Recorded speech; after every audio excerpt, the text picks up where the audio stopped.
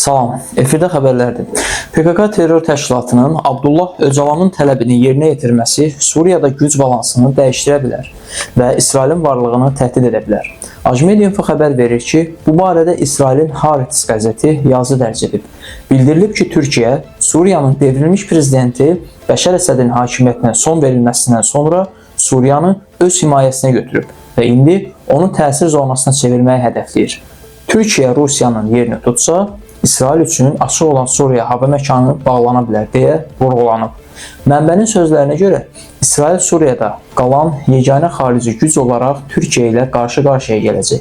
Qeyd olunub ki, bundan əlavə Amerika Birləşmiş Ştatları administrasiyası İsrailə təzyiqləri artıra və Türkiyə prezidenti Rəcəb Tayyib Ərdoğana Suriyada tam üstünlük əldə etmək üçün dəstək verə bilər. Sizinlə mən Şahin Seyidov, Azərbaycan Yəhudi Mediası. Unutmayın ki, xəbərdar olmaq sizin hüququnuzdur.